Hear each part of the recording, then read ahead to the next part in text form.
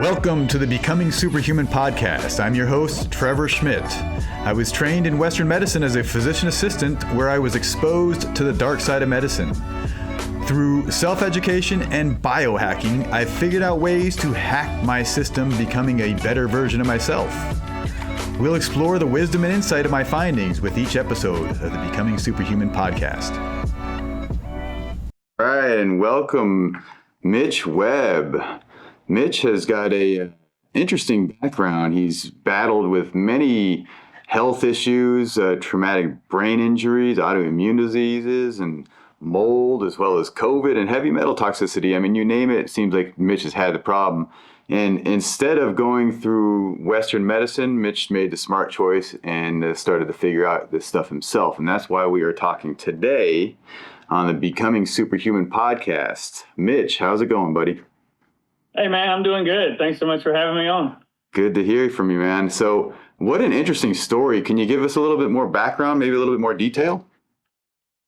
Yeah, sure. I'll give you the nickel tour, and feel free to jump in at any time or stop me or pause me or anything like that. So, when I was 20 years old, I fell out of a second story window when I was traveling abroad in college. I had a traumatic brain injury, developed autoimmune disease. About 6 months after that, started having panic attacks, insomnia, anxiety, I guess general anxiety is what you'd call that. And then, typical Western medical model, got my medications and went on my way. Got my immune suppressant, got my benzodiazepine, and sent on my way. And that did kind of plug the hole, if you will, for a while. I didn't really know anything about alternative medicine at that time. But a couple years later, moved into a house. When I left college and started working in the corporate world, I moved into a house that had black mold in it. So you're adding stress from the corporate world. Now I'm in this environment that after about 3 months, I quit sleeping. Because of the environment, I developed Lyme disease. So it lowered my immune system to where Lyme came out. So Lyme and mold, they kind of overlap with symptoms. I was, a lot of brain fog, a lot of insomnia, a lot more stress on the system. And, at that point, I realized I had to make some changes and was lucky enough to be around some friends. My first health coach was connected into a functional medicine doctor's office.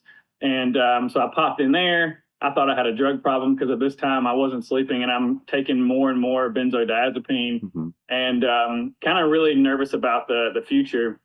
And so this doctor, as you know, did like a 4-hour intake with me, went all the way back to childhood, and found that I had Lyme, mold, heavy metals, and I was diabetic as well. And so it took a while to find the mold in the house. It took a while to get over the Lyme. So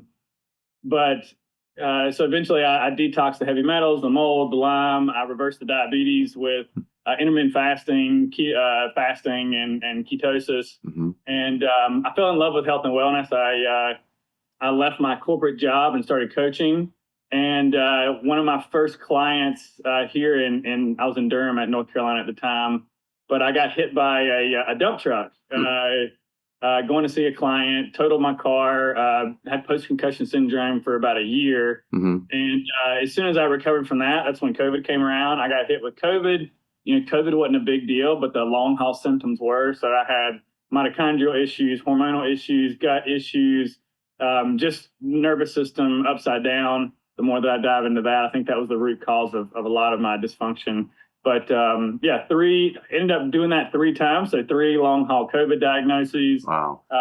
And that's probably the last time I had COVID was probably 2.5, 3 years ago. And things have been a lot better the last 1.5 years since I've found mental health and nervous system healing, and started unpacking childhood trauma and, all these various traumas that I just mentioned as well. Right. Wow, man, that sounds like a long haul. And what's the time frame that we're talking about with all this stuff happening to you? So the initial head injury, falling out of the window when I was about 20 years old. I moved into the house with the moldy home probably when I was 25, 26, 27, somewhere in there. Dealt with that for a couple of years. The head injury, the car accident was 5 years ago, and then the next 3 years were long haul COVID, and last 2 years have been, working on trauma and repairing the gut, repairing the hormones, that kind of stuff. Okay, cool.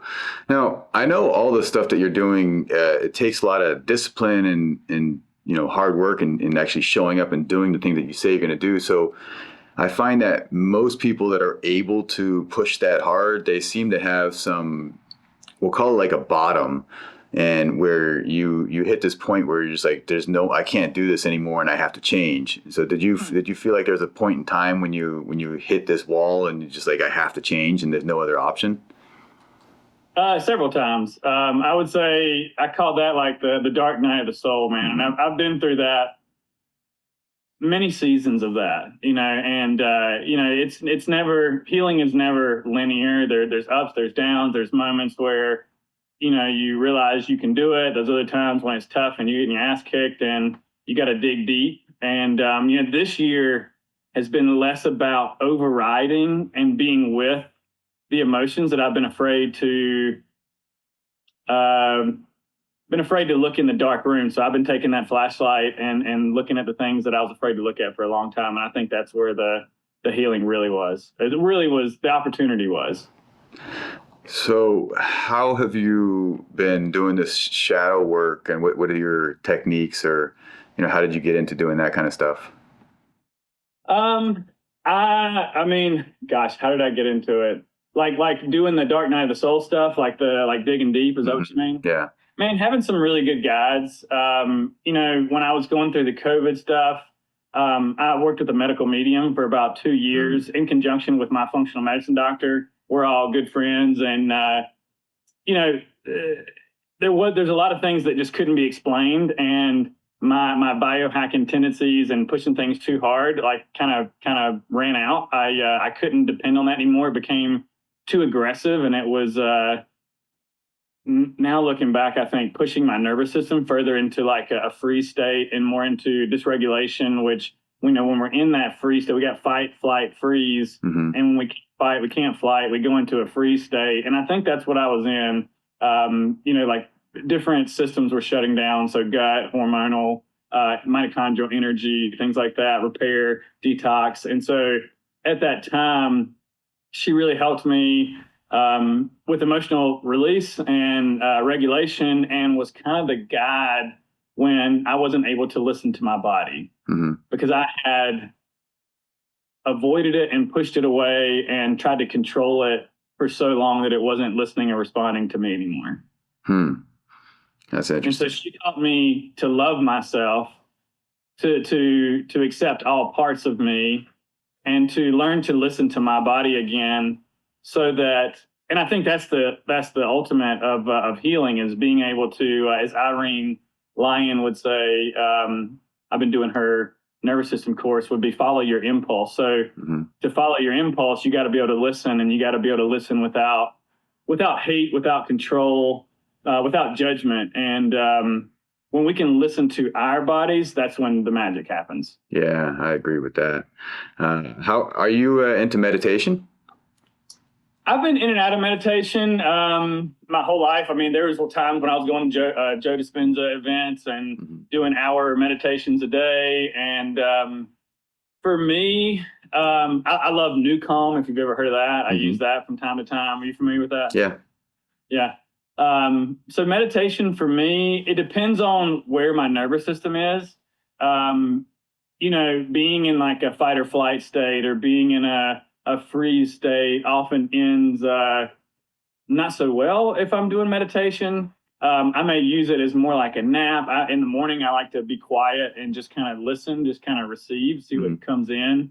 So I guess I do meditation, but it's not structured like it used to be. Like at one point, I felt like, the Joe Dispenza, I was doing an hour or two meditations a day, right. And it was really helping. It helped me when I had my second TBI and I was basically bedbound and getting well. It really helped. Now I'm careful to not override my nervous system, to be with it. So like what I mean by that, if you're familiar with the Joe Dispenza meditations, you're getting into this state of nothingness, and then you're focusing on an emotion that you'd like to create. That would be what you expect to feel when you reach the outcome that you're looking for, right? And so that may be joy, that may be gratitude, happiness, whatever. And so now what I try to do, I may do a meditation for manifestation, but I don't feel like I got to do it every day, if that makes sense. Like right. I feel like if I'm going to do that, I can put a wave into the field. I can attract what I want, and the rest. I'm more focused on the rest of the day, being more present, and almost like, I guess the mindfulness practice that I do during the day is almost like meditation with your eyes open. Right. Yeah. Yeah, just becoming more present, right, and focused. Yep. Yeah. Yep. And in turn, learning to regulate your nervous system that way. Right. That's orienting is what Irene would call that. And it's just feeling your butt on a chair, noticing your surroundings and maybe calling that out, feeling your hands, feeling your feet on the ground. And for me, that and movement kind of brings me back into more that parasympathetic branch of the nervous system. Right. Do you have any experience utilizing breath work? Oh, yeah. Yeah, I same thing with breath work. I recently had some gut issues and was using that to loosen up the diaphragm a little bit. And I've certainly had some pretty profound experiences. I always say I had more of a psychedelic experience on breath work than I have like even trying things like DMT. Right. I've got a sauna. I love I guess I've started off with Wim Hof, and I like Soma breath work by, I can't, the guy's name's Naveen or something like that. But I've done lots of breath work courses. I use that in and out. And more recently have noticed when I went back to it that you can really trigger kind of that fight or flight experience. And it's almost like learning to sit with that and be okay with those sensations and all the sensations that our body comes up with. So for me, all the things that biohacking, nutrition, exercise, mindset, emotional work, they're all tools, and I use them at the right time when I have an impulse to. Right. Yeah, absolutely. I've been biohacking now for about 6 years, and there's so many different things you can do. And I think for me, it's just been like systematically going through every part of my body to improve every little aspect, and trying to get more in depth with the disciplines and stuff on a daily basis, because it's like you have to do this stuff on a daily basis in order to get the long-term results. What has been your experience with biohacking, and what's your path been? I mean, biohacking was my gateway drug, right, into the health world. I mean, when my health was suffering, I was probably 25 years old. I was living in the house with mold. I was having brain fog and anxiety, insomnia, and I found Dave Asprey and his podcast, and that was kind of where I started doing bulletproof coffee and trying all the things. And before too long, I think I've done everything you can do in the biohacking space, from I still love the like circadian rhythm, circadian biology stuff, sunlight in the morning, cold, hot, different things like that. But, for me, for the trauma that I've experienced, biohacking, I'm realizing now as I go deeper into some of these layers, exploring the unresolved trauma, when we have a punishing workout or a restrictive diet that we feel like we have to do, or a routine that we feel like we have to do every single day, that is, for me, that is trying to control a part of me that feels out of control and almost shaming and hating it into existence. And so instead I tried to meet those parts of me that in the past I would say I don't like or need to get better. I had this belief that I was broken, and the more I went into the mental emotional stuff, I realized I was never broken, and these are the limiting beliefs that I've got to work on. So I still utilize a lot of biohacking modalities, looking at it as hacking my body. I don't like that word as much anymore. It's almost like meeting these parts with love and giving them what they need instead of like, I'm going to change you or fix you, because I like to have the belief that I don't need to be fixed. Yeah, if I can meet it with softness and with love, I think that's where the sustainable changes are, not like pushing and punishing myself into this tip of the spear performance level that is not maintainable if I'm not doing all these things. Right. Right. Does that make sense? Yeah. Yeah.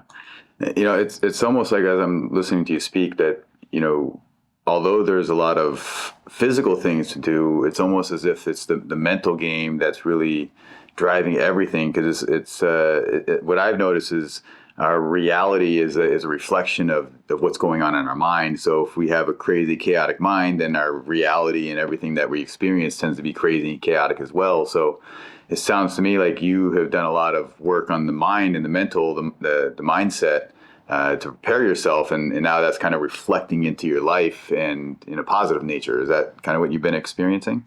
Yeah, for sure. It's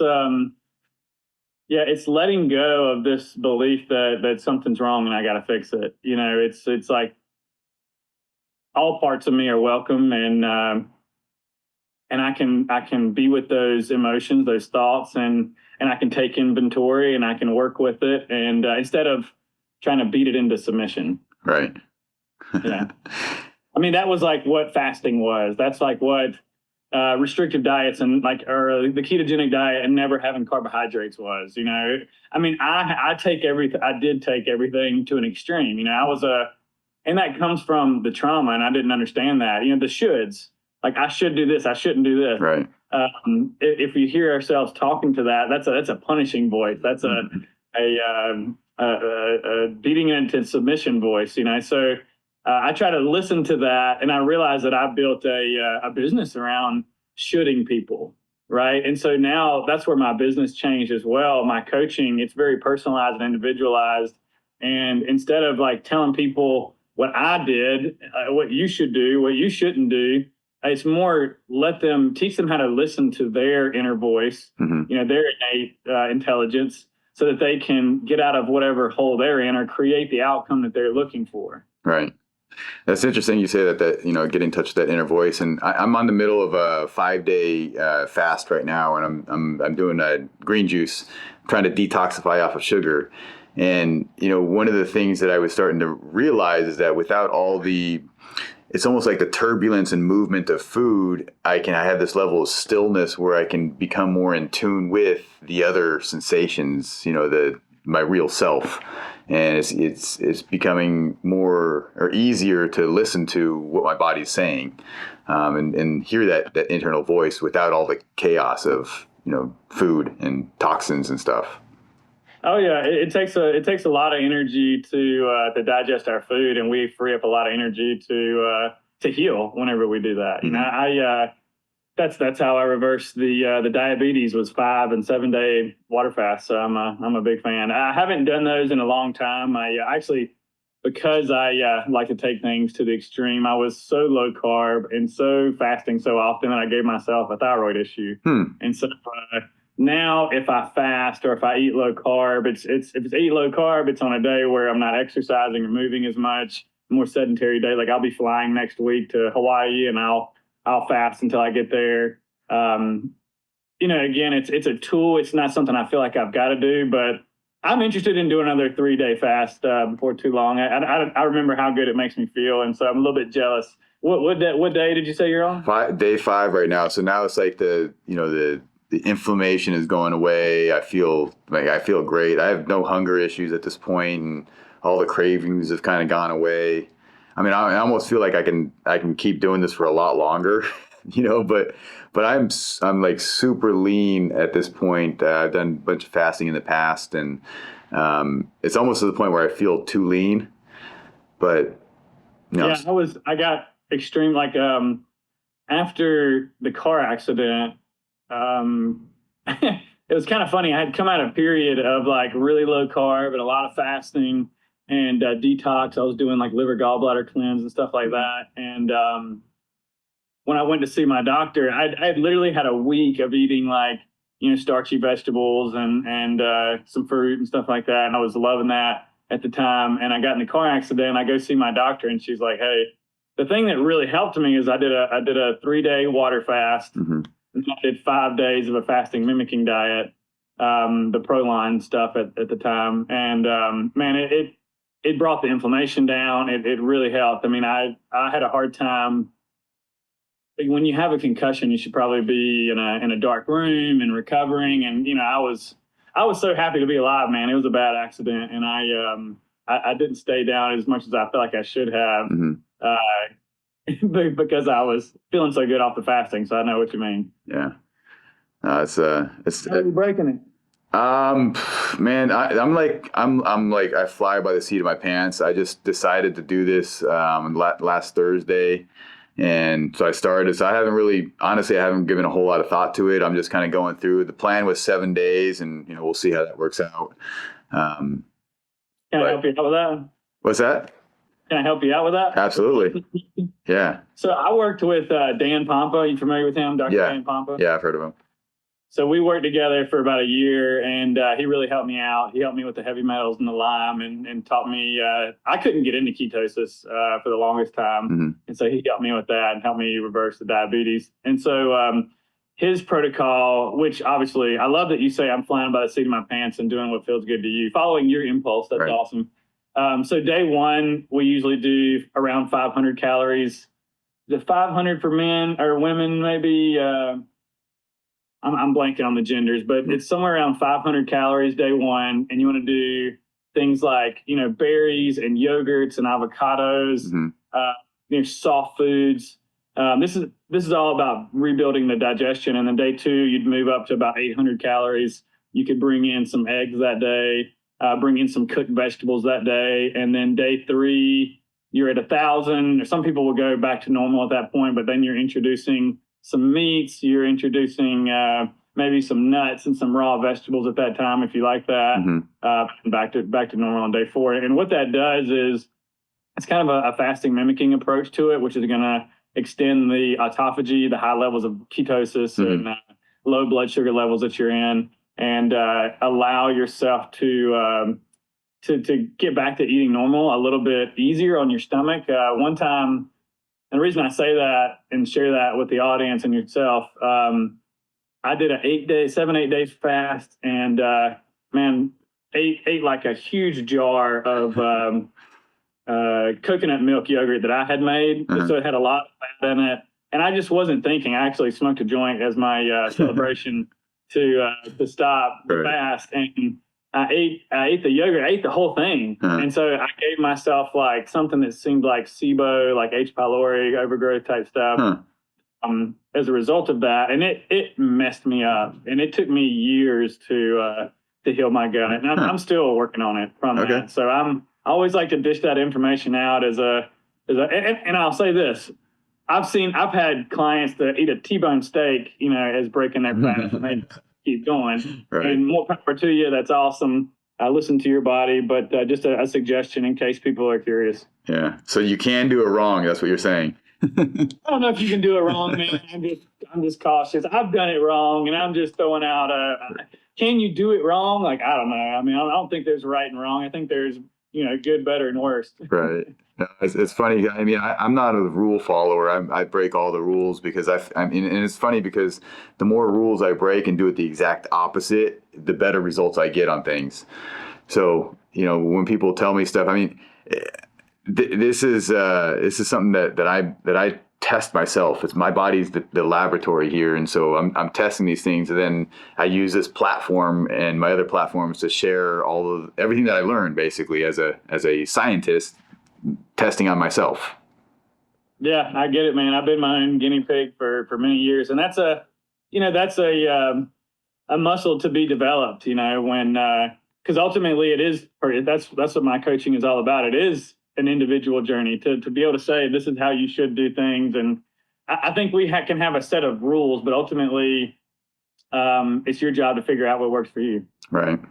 So I'm interested in the gut health stuff, in your nutritional recommendations? Where are you at this point in your journey? What do you mean? Like, what are you looking for? Like what I eat? Yeah, like what's the diet that you recommend, and that like what's worked well for you? I know you've discussed a little bit of the keto, low sugar, low carbs, but do you have any other, recommendations and basic stuff that you can discuss?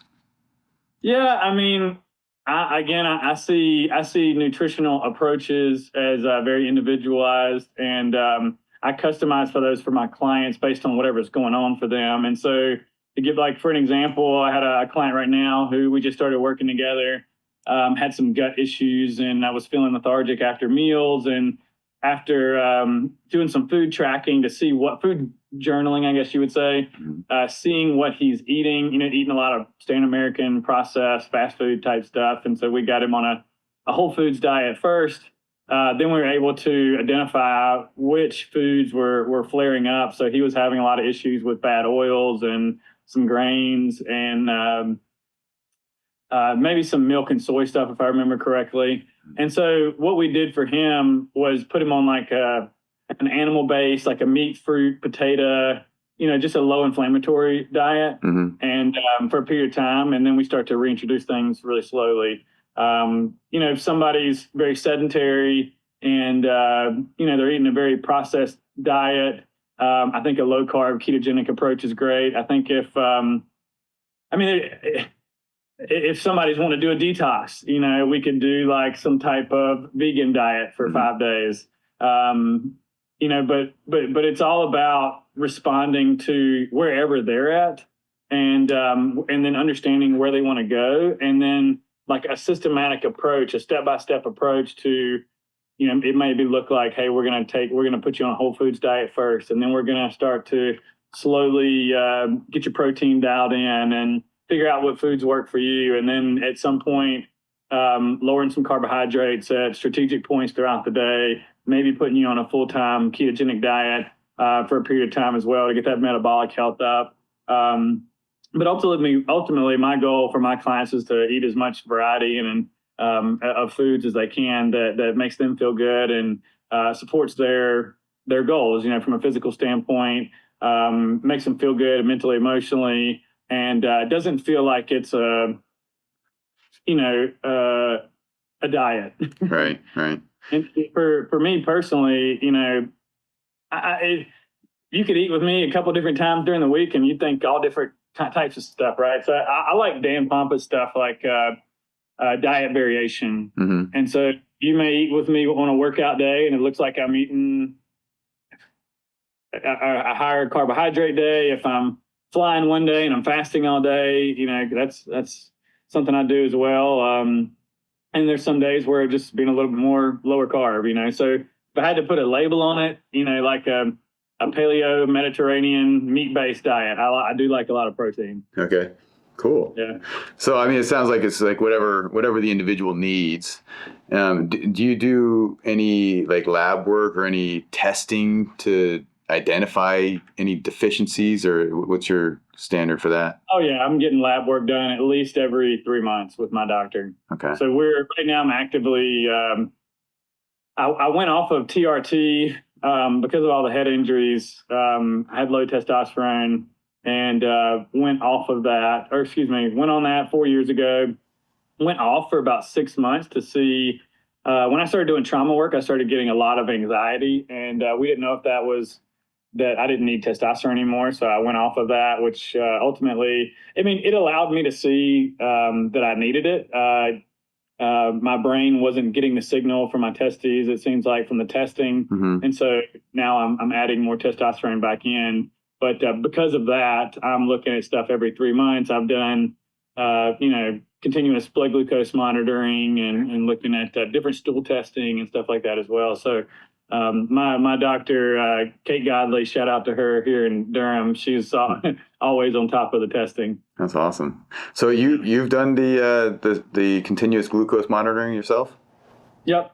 That's awesome. How did you utilize it? I've just been looking into that. I'm not diabetic and I don't have any issues, but to me it just makes sense that if we, I feel like there's certain foods that they can cause that insulin spike or that sugar spike, And so having the idea that, which foods cause that, because I understand, from my understanding, is that just because they have high in sugar doesn't necessarily mean that for everybody they cause the sugar spike. So if monitoring this stuff, like you might be able to eat ice cream without getting that high sugar spike. Whereas if I had a banana, maybe it spikes my sugar. So everybody's different. Was that your experience? Yeah, I mean, mine was pretty stable. I remember her being like, "Well, we didn't see a whole lot here." There wasn't, because what we did is she goes, knowing me, I would, if I had access to the number so I could see it in real time, I would be adjusting things, right? Mm-hmm. I would be taking berberine or taking apple cider vinegar or, Right. avoiding this or that. And so we just wanted to eat a normal diet, and it was just pretty tight most of the time. It was a little bit higher than we would have liked it, because I had came out of a period where I was training really hard and eating a lot of carbs, and then I took the testosterone out, and my workout started to nosedive, and I was still eating like I was powerlifting. So my blood sugar is a little bit higher than we would have liked it, and so looking at my diet, we're like, hey, we're just eating way too many carbs right now. And so that's when the last couple of months I've had just drop the carbohydrate a little bit. Right. Yeah. How long did you end up doing that, the CGM? I want to say it was whatever it's either 2 weeks or 3 weeks that you do it at a time, I think. I mean, you could put a new one in after that, but Right. I think it was a Dexcom or something. I can't remember now, but I think it was 3 weeks. Cool. Were there any surprises for you? Nah, it was very uneventful. Was it? I mean, it was surprising to see that my blood sugar is a little bit higher, because the last time we had done it where I was doing a lot more keto, low carb, it was really low actually. And at nighttime it was dropping. But that was 3-4 years ago. Now, since I've introduced more carbohydrates, it was just a little bit higher. Yeah, nothing to be concerned about. And I will say this, I saw my A1C like over the last couple months. When I wasn't as active, my A1C crept up a little bit, so I'm actively working on that as well. But I think that's going to be pretty easy. I mean, I've never been through a period where I've been on the couch that much. So usually I'm walking. I mean, I don't track as much anymore, because I know that it's from years of logging data that it's up there. But I'd say I probably average 12,000 steps a day, sometimes a lot more, sometimes a little bit less. And right. I'm getting my workouts are usually 3 times a week, and those are structured like lifting sessions, and then lots of hikes, long hikes, sometimes fasted, sometimes not. A lot of golf, a lot of anything I can do, man. I get out there and move. Okay. So yeah. So you've mentioned movement a few times. Do you do any specific type of movements, or is it just try and get out and be active as much as possible? Well, I mean, in the gym, I guess my workouts would look kind of CrossFit-esque. So it's typically a big movement, like a deadlift, a squat, an overhead press, a bench press, and then some type of Metcon. And then other movement. I love to hike. I love to kayak. I love to paddleboard.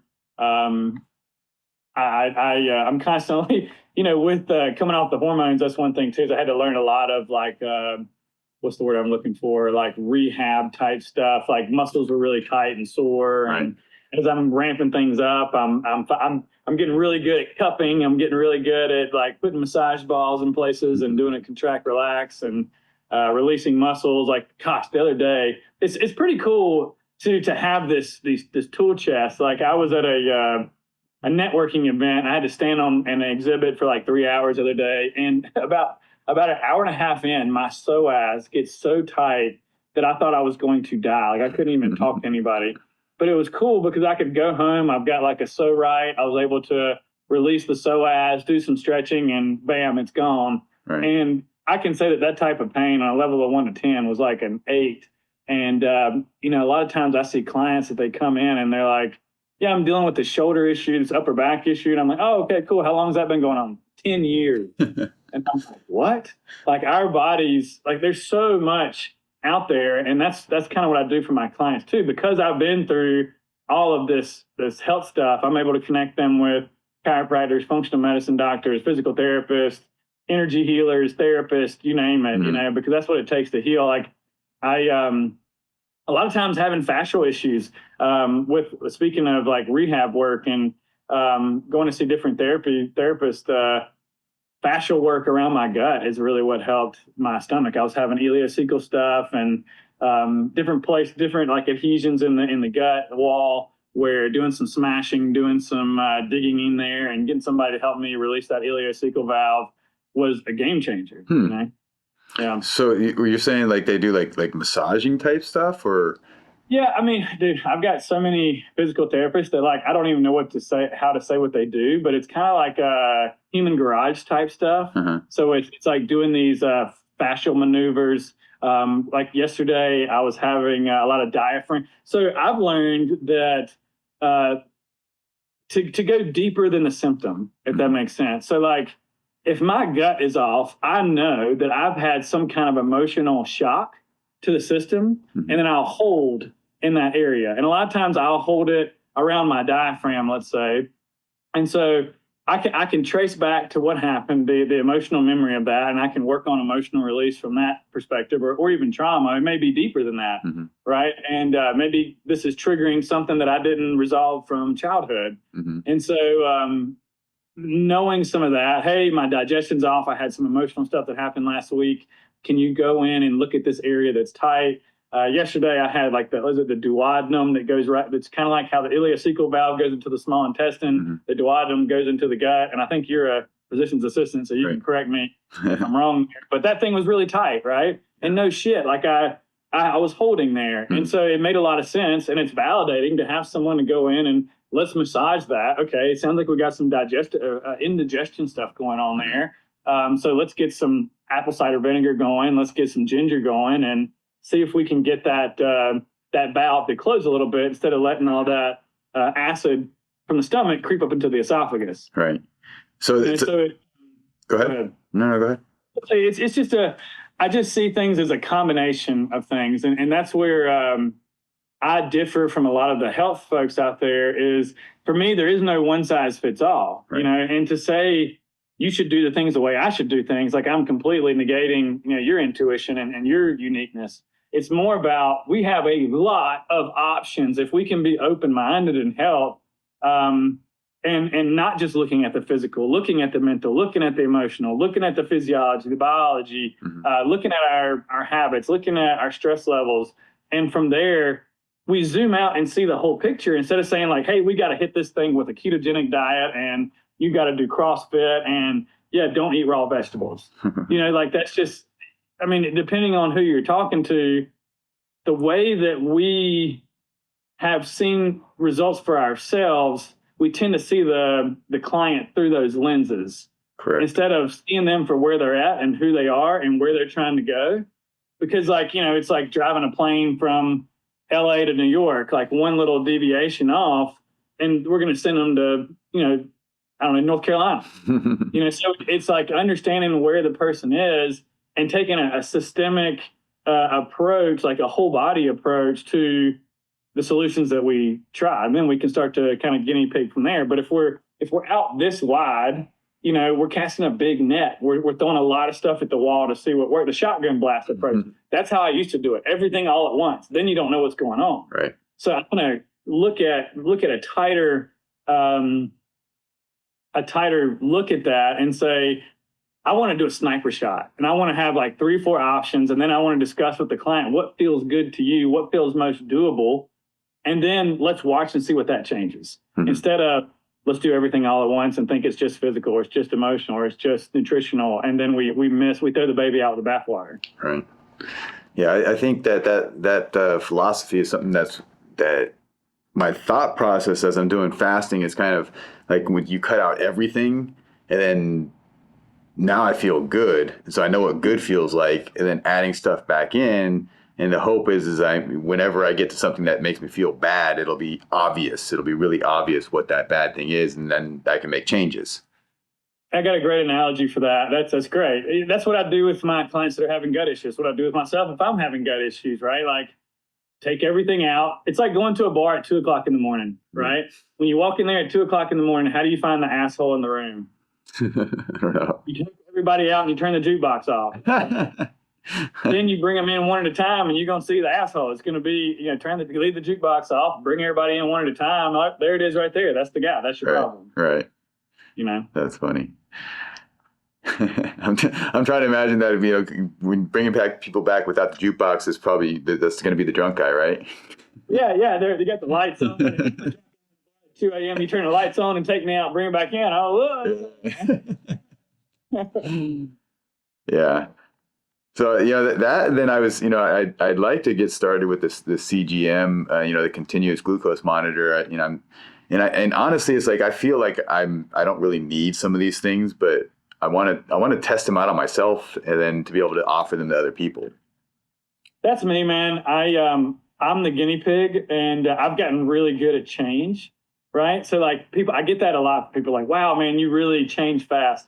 I've just learned that, it's a muscle. I've learned to try things out, figure out what works. And then I love sharing that with other people. And I'm the type that usually does things too aggressively or not enough, more too aggressively. And so I learned like what that line is, right, so that I can look out for that in my clients, and I can say, hey, Hart, now I'll be more cautious. Used to, I just throw people in the deep end of the pool, because that's where I was all the time. And now I try to be more moderate.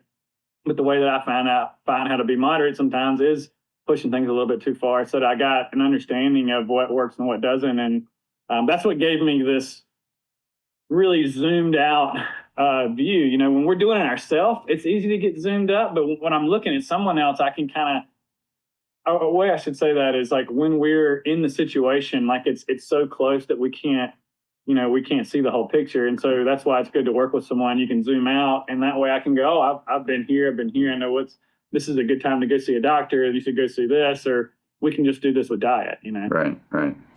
Yeah. It's like you can't see the forest through the trees. That's a great, that's what I was trying to say. Yeah, definitely. Let's see, what else we got here? So we talked about your fitness goals and fitness stuff. Now, I know you talked a lot about the psychological stuff. Were you working with like psychiatrists or psychologists, or is this more of like a functional medicine type approach? All of the above. Well, I shouldn't say all of the above. I say that because my functional medicine doctor, she's the one that pointed me to therapy. Okay. We started a men's group here in Raleigh, North Carolina, called Men on a Journey, and it's a free, safe space for men to meet, to come together, to share, what they're going through. And I started the group with two other gentlemen, Ed and Clint, and I was reading the book, The Body Keeps the Score, uh-huh, and it talks about trauma and how that works and some solutions for that. And I remember at that time, I skimmed right past the childhood stuff. My childhood was, I didn't have abuse or physical abuse. And,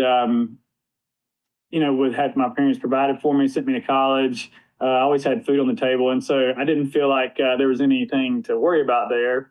And when I went to the group, at that time, it was probably 2 years ago, I saw mental health as nutritional deficiencies. I did not look at it I didn't understand the nervous system, and I didn't understand what trauma is and how we're affected by that. And I was in my second meeting, something happened where I was sharing a story and I was talking about the book, The Body Keeps the Score, and one of the guys pulled me aside afterwards, and he's like, hey man, that book you're reading, The Body Keeps the Score, talking about trauma. He's like, that's you.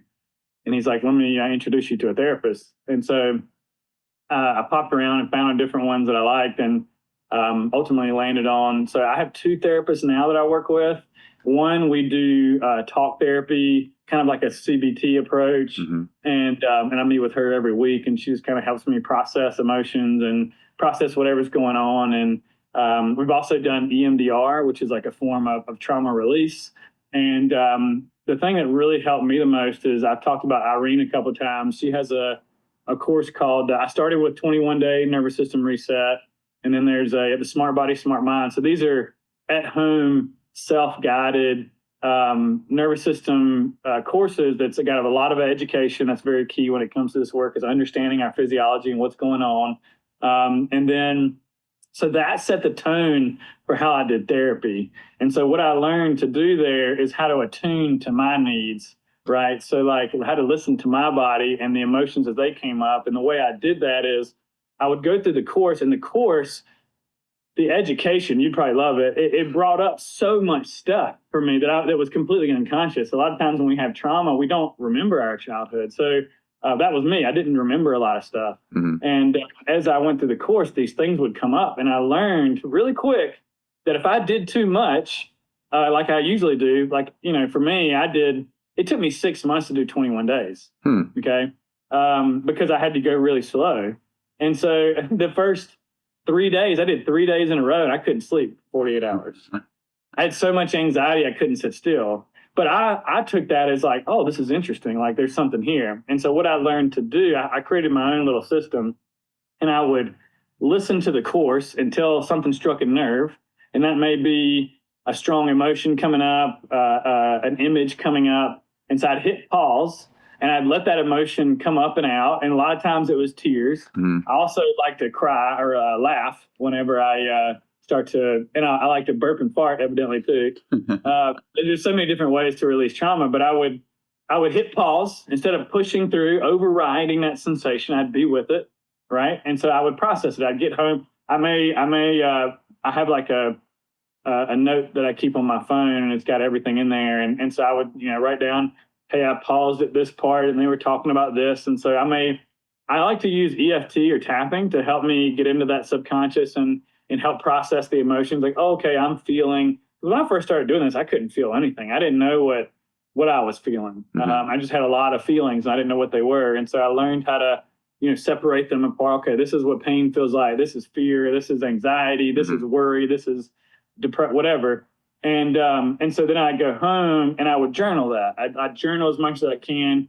And I would also always be crying and laughing and burping and farting, I guess, and processing all that. And then I'd go to therapy, and that's what I got to talk about. So I'm like, hey, here's the 4 or 5 things that I've been working on. The first 3 I feel like I've got and nailed down. The first 2 I could use some help with. So like, let me say this out loud to you, and then that would start our therapy session. So putting all that together, I don't think for somebody like me who comes from a biohacking background, like and I'm also trying to figure out how to get men to do more of this work. And I think we need clear goals and objectives. I think we've got to understand why we're doing this. A lot of times it should be maybe for men, it's hard to do it for ourselves. We're providers. We like to fix things. And so if we can do it for the people we love, you know, and so for me, I created that system so that I can get the most out of my therapy and learn and, do the stuff at home on my own too. Right. Well, it's I'm like admiring the fact that you're working so hard to figure yourself out. I mean, I think we all need to figure ourselves out, and I know I've been personally working really hard at myself. And so when I hear you talking about doing all these things, I'm a little jealous. But I'm doing my own thing too. So, but you're just doing different stuff, and so it's kind of giving me ideas, and my wheels are turning about other things that I could be doing. So it's inspiring. It's good to hear.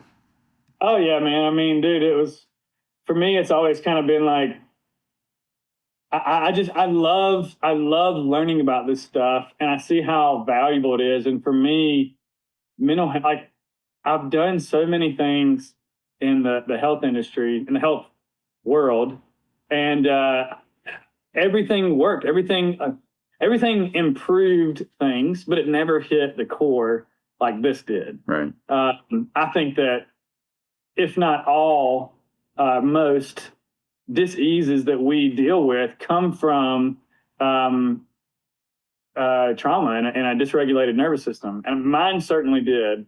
And it became more and more clear the more work I've done. And it is the hardest thing I've ever done and the most rewarding, amazing thing. And I want to share it with everybody, man. I want to share the whole picture.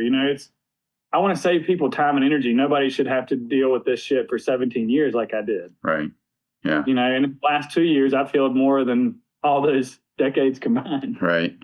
I've done some breathwork stuff that like somatic healing, the deep breathing for extended periods of time, like holotropic breathing that is meant to dislodge energy blocks and emotions that are tied up within our system. Have you experienced that stuff at all through the Joe Dispenza? Have I had like emotional release and trauma release through Yeah. that? Yeah. I mean, I think to do that, we have to first be embodied. We have to be able to connect to our body and understand what's going on from a somatic experience. I think it depends on where we're at in our journey. You know, it can re-traumatize us if we're not ready to experience that. It's kind of like just like a psychedelic experience. Like it can open up things that we're not ready for yet. Right. It's almost like if we force that our body into that position. It's kind of like pointing a gun at ourselves and saying like, you know, you need to release that trauma, and it's Right. it's not going to work like that. But can it happen? Sure. You know, as I'm talking, I remember a particular one where I was doing some work with cannabis. I got super duper high before I got in the sauna and I was going after it, and it was probably like some type of Wim Hof type thing. And what was interesting, I was really terrified in the beginning. I got in there, my heart's beating fast, it's hot, and I just kept going into the breathing cycles. And at one point, I didn't know if I was awake or breathing or not. I was just kind of listening to the guide. And what was interesting is I was able to see different emotions come up. I could see that there was fear, that there was anxiety, that there was worry or whatever. But I also could see that I didn't have to be that. Right. If you can see it, you don't have to be it, is kind of what I would say. And that was very freeing to me. And I felt like a sense of emotional release after that because I was able to be with those emotions and not attach to them. To see that they were just emotions, and to kind of take that one step further through all the work that I've done is, man, I was so afraid of my anxiety. That's why I got into this work. Right. And I've learned to know that that's my best friend that's coming to heal. And if it wouldn't have been for the anxiety, I wouldn't have done the work. Mm-hmm. You know, so it's learning to befriend our emotions. And I think there's a lot of different ways to do that. And I think the key is to learn how to be with our body. That's what trauma release is. It's like we build enough capacity in our nervous system so that we can sit with those strong emotions when they come up and be with them instead of running away from them or suppressing them or numbing them like we've done in the past. Right. So breath work can be a great way to acclimate you to what it feels like to be in a sympathetic state. Right. You know, we can't, a lot of times when we're sitting here on the couch and we're talking about it, you know, we're in a parasympathetic state. So we got to see that, like Peter Levine, I think, is the one that talks about like getting into movement is so big when it comes to releasing trauma, because we have to feel that sympathetic response and be okay with those feelings that are coming up. And so, yeah, I think breath work's a good way of getting in there. It just depends on the person. Yeah. And you've mentioned a few times about the psychedelic work that you've done. What's your experience with that kind of stuff? I mean, dude, years and years of recreational use, dating back to college. Psychedelics have been a big part of my life. And you know, there were years when my brother took his life when I was probably 10 years ago. And I would go into the woods with my cousin, and we would camp and we would eat a bunch of mushrooms. And I thought at the time I was trying to escape. And really what would happen is a lot of healing would happen. So even through when I started doing trauma work and experiencing what that was like, I was already familiar with it because I had experienced the same sensations and feelings in the body when I did psychedelic work. Or went to a concert and had an amazing experience. You know, right. I left the corporate world because of a psychedelic experience. It's right when Matt was talking about microdosing, and so I did a protocol where I started with a big macro dosing, and then had this experience of like oneness with everything, and a separation of all the like anxiety and stuff that I was dealing with. And from there, I was really into it and wanted to see what else I could find or discover about myself. And so I did like the Paul Stamets protocol. So it was every third day or something like that. And my integration work was meditation twice a day for maybe 10 minutes. And I'd go on a long walk whenever I took the mushrooms after work.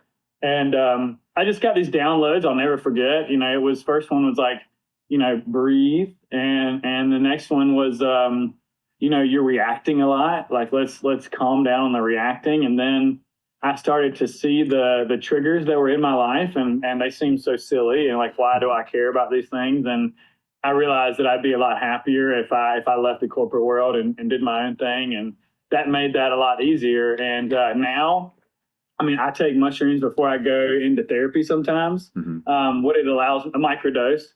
I'm not really interested in a big dose right now. I'm healing my nervous system, and I don't want to expose my nervous system to like this ripping open and ego dissolution. And I've experienced them so much that I feel very sensitive to them, and I can get a lot out with less. Like, I had a really interesting trip a couple of weeks ago where I was walking in the woods, and I was thinking about this concept of meeting emotions with love instead of fear. And I was just thinking about that and feeling pretty good, walking through the woods and feeling connected. And I came up on this snake, and I about shit the bed. I'm like, and then I just, there's nobody around me, and I'm just screaming in the woods at the snake that's just chilling. And I started laughing, and I'm like, oh, that's kind of what like living with anxiety is like. It's like having this fear of what's going to happen and trying to control it. So every time I go in the woods, I'm looking for the snake, and like, I don't know if I'm going to see a snake or not. And if I do, like, it's just a snake. Right. Like, anxiety is just an emotion. And if I'm constantly afraid of it, that's creating the anxiety. So how can I meet that snake? And I don't need to look out for it. I don't need to be afraid of it. Just like I don't need to do that with my emotions. It's more about, being with it. And if I want to walk away, I can walk away. Right. And so mushrooms. I don't really like acid too much. It's a little too much for me. I've tried some DMT here and there, but yeah, man, I'm kind of a mushroom guy if I'm going to have anything. And these days I go long periods of times without them, and every now and then they pop up, and try to seize the moment. Yeah, I think there's lots of lessons to be learned from those plant medicines, and it's interesting how they give you this heightened awareness, and they increase the sensation somehow to allow you to become more conscious of the sensations that you actually have. Oh yeah, man. Or meet them with a little bit more softness, to not be for me, I was terrified of anxiety. And so that allowed me to go like, oh, hey, anxiety, like, what's up? Like, right. what, how can I help you today? Right. And as far as the, last week I was in Montana skiing, and we took a microdose of some penis envy mushrooms, if you've heard of those. Yeah. And, wow. It was day one, and I was a little bit apprehensive. It was the first day. And, man, I took that thing, it clicked in, and it's like, I was so focused. The little bit of apprehension, not fear, anxiety, like apprehension went away. And I skied like I've been skiing for a week on day one. Like, everything was perfect. Everything was fast and quick. And I wasn't numbed out. I was tuned in. Right. It was a beautiful experience. That's awesome. Yeah. That's awesome. So let's shift a little bit here. You had mentioned previously, like that you've decided to take this alternative path to Western medicine. Can you touch a little bit on like what you see as the flaws in Western medicine and why it kind of drove you away? Yeah, a big thing for me is, these 15-minute visits, prescribing prescribing medication without understanding the person. I'm not saying there's anything wrong with medication. I've used medication. It's helped me through some tough times, and I'm thankful for that. But it's just not listening to the person. It should be a conversation, and it shouldn't be some cookie cutter protocol. Right. For me, I look at the individual, I look at the problem, and I try to find the solution, the root and the root cause for that. And I think a lot of times we get the Western medical model is, they're focused on medication, and they're focused on getting people in and out of the door. It's like moving cattle in and out. And so I like the comprehensive approach. I like looking at the mind, body, the soul, the spirit, the emotions, because all that plays a role. And if we're not spending some time to dig in and understand the person, then we're just shuffling people in and out. Right. So a more holistic approach, right? Oh, absolutely. And to look at just or chasing symptoms. Gosh, over the years with trauma, I could have had, my symptoms could have been 15 different diagnoses. Right. And if we're chasing these symptoms that are constantly with trauma, it moves around, right? And so if we're chasing these symptoms and we're just giving drugs, then there's a lot of side effects that come with that. So now what's working and what's not? Right. When I think you get the person out. For me, with my clients, I'm looking at, number one, the environment. So what's your home like, right? What's your work life like? What's your relationships like? What kind of products are you using in your house? What kind of food are you eating? What kind of exercise are you doing? Are you getting outside? We kind of live in a backwards world where, because of convenience, we're eating fast food. We're living in fake environments where we're not moving all day long. We're staying in these horrible positions that cause all these adhesions in the body and all these, everything's tight, and we don't know how to express ourselves. And we have these rules that we live by that say that we can't do this and we can do this, and it's we're tight, and it's if we can start to unwind that and understand the person and go down that path with them, someone who's been in their shoes, that's been on that journey, that knows what it's like and knows the solutions, well, eventually we can start to learn a lifestyle, learn how to listen to our bodies, and it becomes it's a lifestyle. It's not a 30-day challenge. It's not a 90-day diet. It's a lifestyle. And I think most things can get significantly better with taking that approach instead of lining up and going to the pharmacy. Right. Yeah. Now, clearly this is a different path than, getting your insurance to pay for everything. And most people, I think the reason why they stick with this Western medicine is because, they get things, I guess the perception that their insurance is paying for stuff. But I mean, if you ever try to get insurance to pay for anything, they don't pay for shit. So, but how did you kind of transition over to this path where you had to pay out of pocket, and what was your thought process going through that? Well, that is part of the getting good help. You got to pay for it these days. That's unfortunate. I mean, it was sink or swim for me, right. And there was definitely times when I wasn't able to afford really good health care. I wasn't able to. I mean, right now I'm working with Dr. Mark Gordon, who's been on Joe Rogan multiple times and does hormone replacement for traumatic brain injury patients. I saw his stuff 3 or 4 years ago when I was getting into testosterone. I didn't feel like I could pay for that, And now, being where I'm at, it was like, hey, I'm trying to fix this right now. I'm not trying to spend a lot of time going to and not getting the answers that I need. And I work with my functional medicine doctor, and that's a monthly charge. It's really comes down to getting the answers that you need quicker. Right. And working with someone who's a professional who sometimes, my functional medicine doctor has done an amazing job of sending me to the people that I need to go to get better, right. And supporting me and tracking how things are going throughout that journey. And, it just depends on where you're at with your financial. There's so many things that you can do that aren't going to cost an arm and a leg. Just cleaning up your diet, just getting outside. I mean, getting your bare feet on the ground, getting some sun in the morning or throughout the day, blocking blue lights at nighttime, eating a whole food diet, moving your body. That's going to do a whole hell of a lot right there. And a lot of that's not going to cost you any more than what you're already spending. So it's just making smart decisions. And that's what I do with my clients too, is understanding where people are at.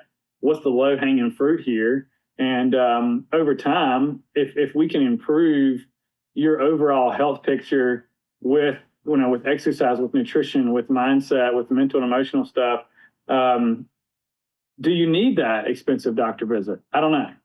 Right. And I think, gosh, health is wealth, right? So either you pay for it now or you pay for it later. Yeah, and that's the truth.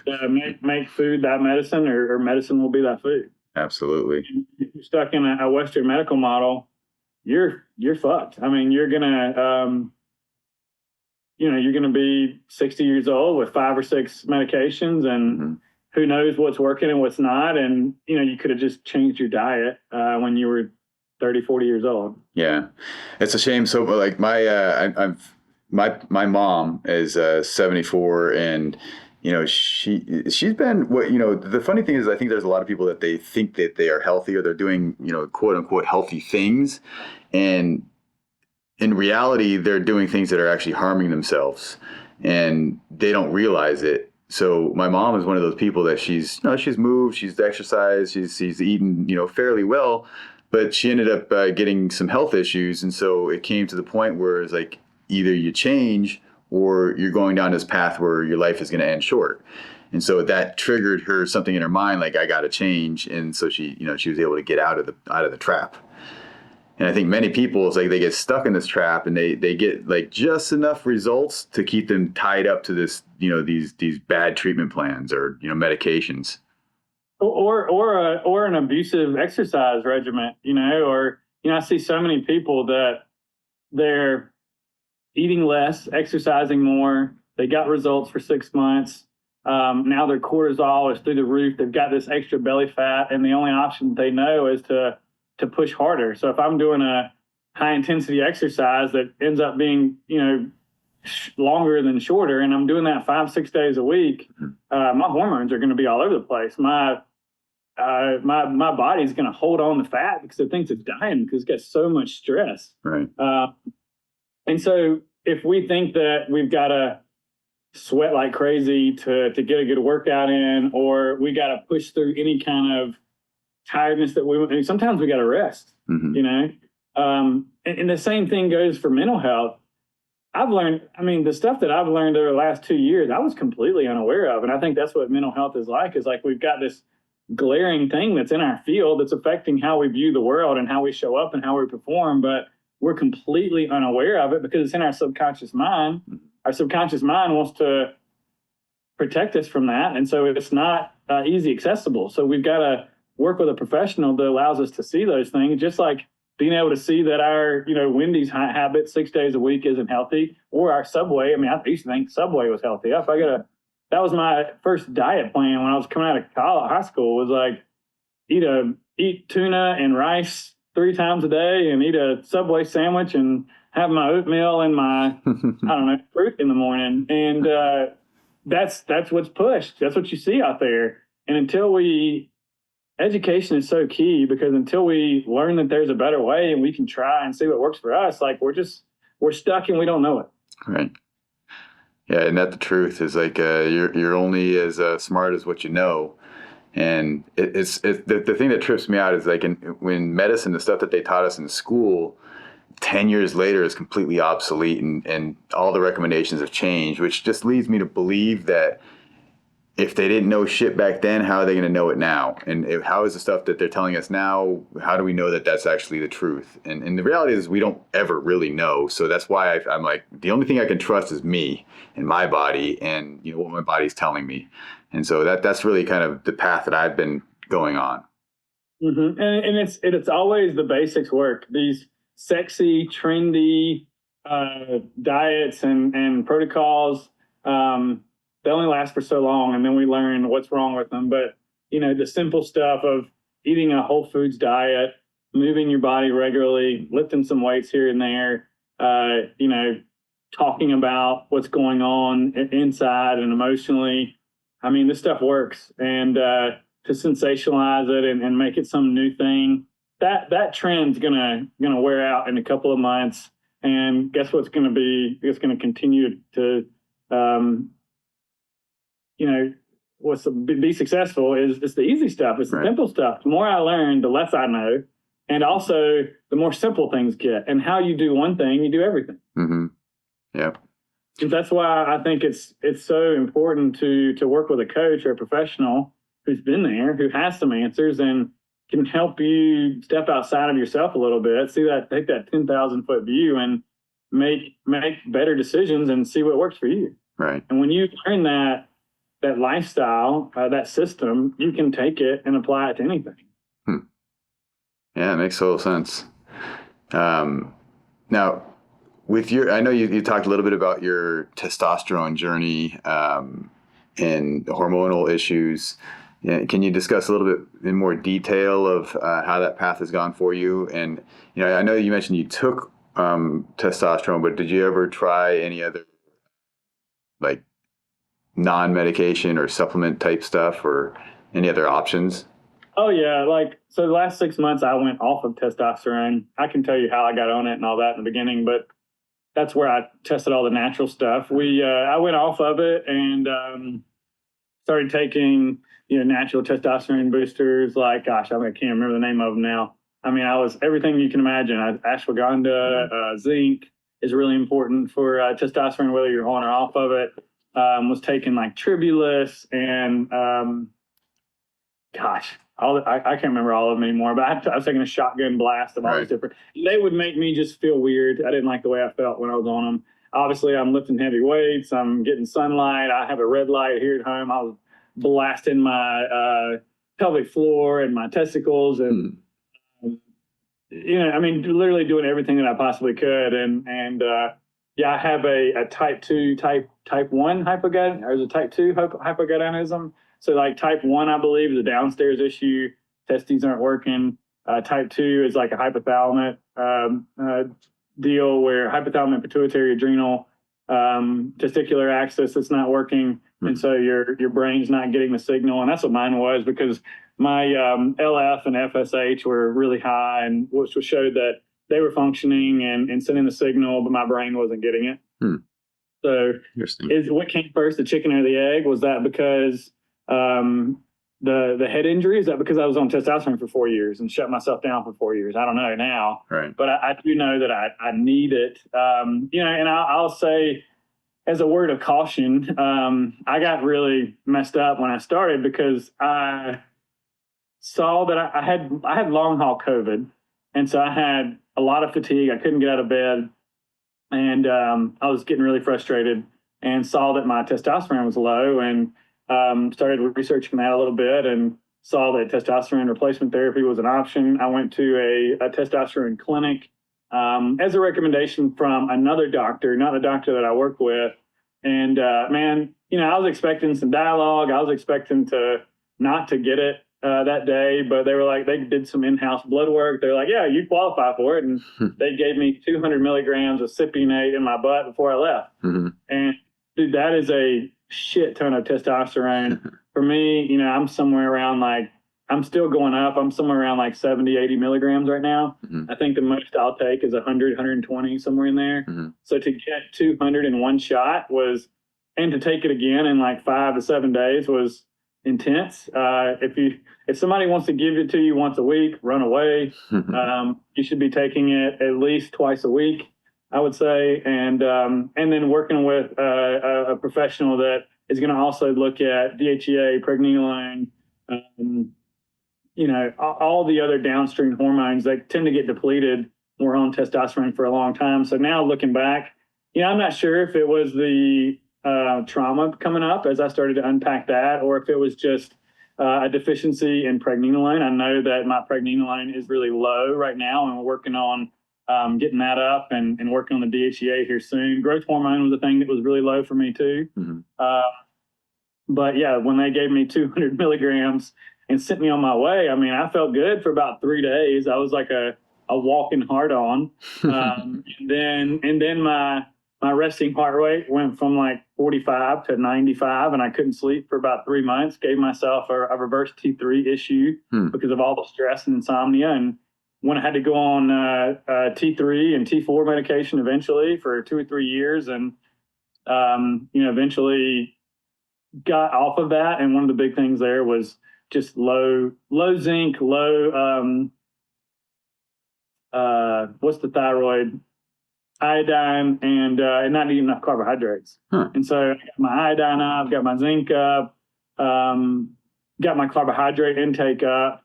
Did like the Ray Peat stuff there for a while, where I was just eating a ton of fruit and honey, and in 2 weeks I came off of thyroid medicine, and and just working now. I'm doing one thing at a time. We're just doing testosterone. We just added in pregnenolone, and slowly bringing testosterone up because I've had symptoms of anxiety in the past, and trying to avoid that now. So are you currently on testosterone, or are you? Oh, yeah. I take 30 milligrams every 3 days. Okay. Somewhere around like 65, 70 milligrams, something like that right now for a week. Okay. And how is that? How is that an injection? Yeah, always injection. I don't like the doctor I'm with, Dr. Gordon, he says never injection, never The pellet? thermal stuff like creams and things like that, because they're not as bioavailable, and they tend to make things like what is it called? It's one of the hormones goes up pretty significantly that they don't want to do that. What is that called? DHT maybe? Yeah, DHT goes up really high with and can make people go bald. I mean, testosterone is going to make you go bald quicker, but it's not going to make you go bald if you're not susceptible to that. I mean, maybe gray, but not bald. Right. Yeah, no, that's something that I've been personally looking into. I've been told I had low testosterone, so I've been taking some of those supplements and stuff, and they say you have to work out to exhaustion. So I've been trying to do that, heavier weights and stuff. Yeah, I mean, heavy lifting is going to be a big part of that. Exhaustion is going to lower your testosterone. I even think trying carbs for a little bit, giving your body everything that it needs, lifting heavy, trying those boosters, testosterone, natural testosterone boosters, getting your zinc up, eating a good amount of protein, moving your body a lot, and then I would exhaust every single effort that I could before I did that. But if you need it, it's a life changer. I mean, in the last 3 or 4 weeks, mine has really kicked in, and all my weights just went up like 50 pounds. Awesome. I went from squatting 250 for 3 sets to doing the bar and feeling like an 80-year-old man. Like if my joints hurt when I got out of bed, I was depressive. I couldn't exercise at all. I would be so sore the next day and so depleted that it was miserable. Now that's me, and that's me not getting any testosterone, and I've got the health history to prove that. But I think it's awesome if you need it, and if you don't get on it. Right. Do everything else you can. Is this something that you feel like you're going to have to be on testosterone for the rest of your life? 100%. Yeah. That kind of sucks, right? Do what? I said that kind of sucks, right? I mean, I think it's awesome that I've got what I need. Yeah. Yeah. I used to look at it from that point of like a victim of like, oh, I don't want to do this. Give it to me. Now I know what it feels like without it. I don't want to live life like that. I like being vitality, like having the vitality, the energy, the sleep, sexually active, strength. I think it's kind of cool because, I'm going to have everything dialed in here soon. I'm going to have the growth hormone in there, the DHEA, pregnenolone, testosterone going. I mean, I'm going to be really healthy. I mean, if you do it right, I think that if you do it wrong and you take too much, I mean, there can be all kinds of health issues there. But when done right, I think it's cardioprotective. I think it's good for your body, and it's very longevity enhancing. Good, man. That's what I like to hear. All right, Mitch. Looks like we're coming to the end here. Your place, where you're at, and you could try DHEA and pregnenolone and see how that does. It's not something that is going to shut down your natural production. Yeah, no, I'm definitely going to look into that stuff. I've been taking the supplements, and I'm just. Right now I'm doing this fast thing, so I'm gonna start working and looking into more into this testosterone and getting more testing. You got all the testing beforehand, right before you like the lab work and things of that nature. Oh my God, we got so much freaking lab work. It's ridiculous. Yeah. But it's cool. I mean, I like, in the past, I did so many things at one time, the shotgun approach, that I never knew it was working. And now I'm able to see that more clearly and go, oh, look what this did. Like, let's bump it up or down. And that's the way to do it, one thing at a time. Yeah, that's the best. All right, Mitch, it looks like we're coming to the end here. I appreciate your expertise here, and you definitely provided some great valuable information for myself as well as my followers here, so I do appreciate that. Absolutely, man. Thank you for the opportunity to share. It's been amazing, man. I appreciate your time, and make sure we keep in touch. And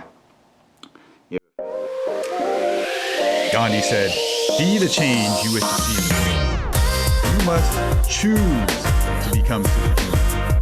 Thank you for listening to this episode of the Becoming Superhuman podcast. I'm your host, Trevor Schmidt. Be sure to follow our social media channels. We'll see you next time.